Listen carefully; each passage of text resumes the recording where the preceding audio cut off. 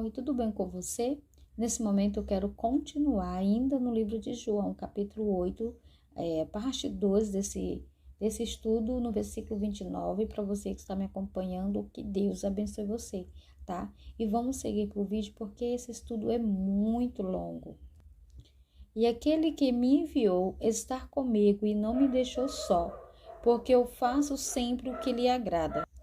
Então você observa uma obediência absoluta de Jesus, né? Em relação a Deus e em relação àquilo que Deus o confiou. Porque Deus confiou nas mãos do Senhor as nossas vidas, as nossas almas, né? Deus confiou a Jesus a nossa salvação. E tudo que Jesus fazia era obedecer.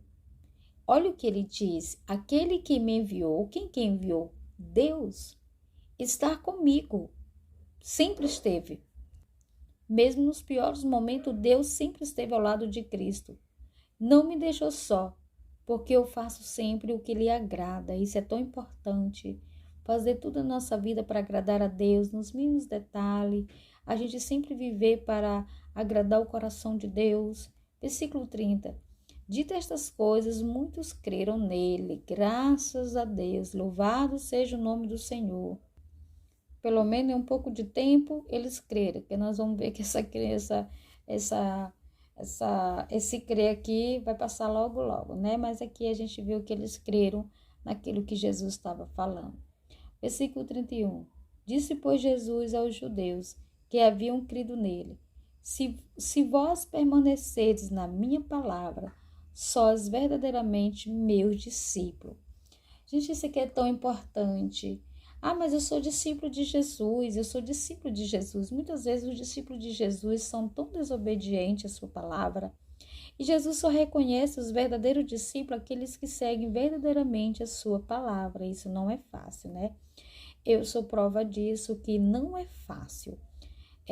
São tantos impedimentos, são tantas barreiras que se levantam para que a gente não siga a palavra de Jesus, para que a gente não seja obediente à palavra dele.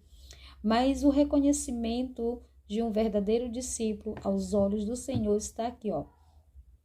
Se vós permanecerdes na minha palavra, né? Então nós temos que estar condicionado aqui a essa palavra. Sós verdadeiramente meus discípulos. Versículo 32. Conhecereis a verdade, e a verdade vos libertará. Que verdade, Grazi? Que verdade é essa que pode nos libertar? Aquele que ele falou anteriormente. A verdade é essa, ó. Se vós permaneceres na minha palavra, né? Então, a verdade é a palavra de Jesus Cristo.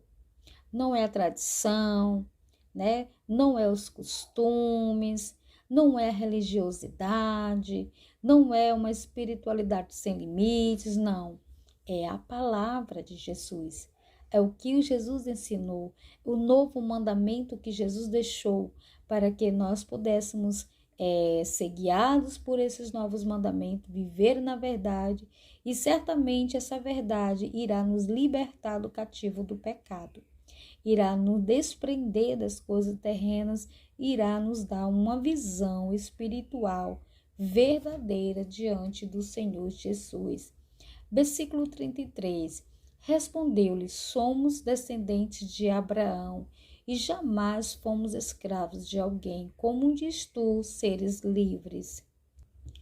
Aqui sempre foi um tema muito difícil para ser falado entre os judeus.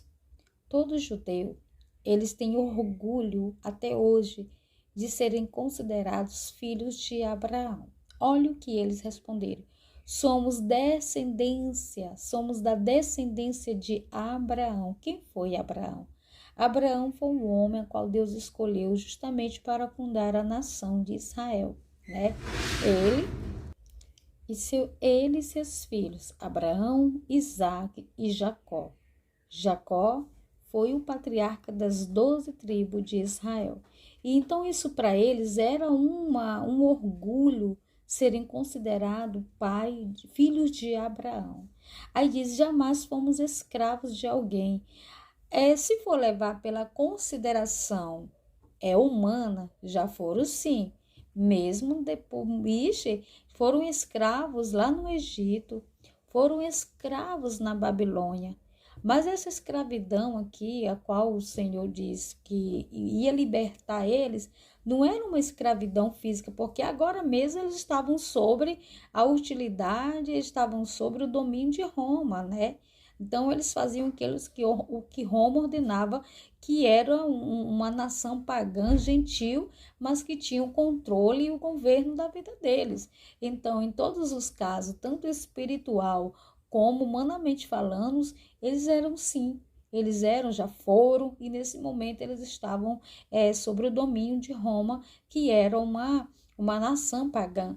Mas a liberdade que Jesus estava se referindo não era essa liberdade, mas era uma liberdade de pecado. E não é porque eles eram filhos de Abraão, porque eles eram da linhagem de Abraão, filho de Abraão, descendente de Abraão, que tirava eles da culpa do pecado, porque a identidade deles não tirava eles da culpa dos erros e das obras ruins que eles praticavam diante de Jesus, diante de Deus.